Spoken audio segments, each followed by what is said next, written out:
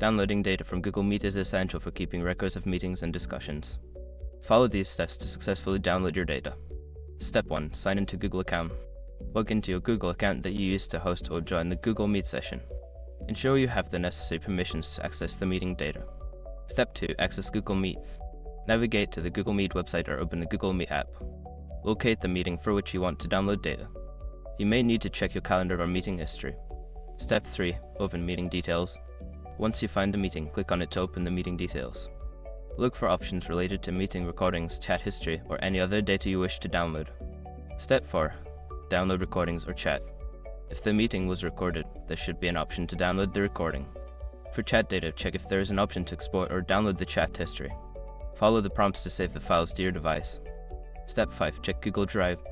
If you recorded the meeting, the recording may automatically be saved to your Google Drive. Go to your Google Drive, locate the Meet Recordings folder, and download the files from there if necessary. Make sure to review the downloaded data to ensure everything you need is saved. Following these steps will help you efficiently download your data from Google Meet.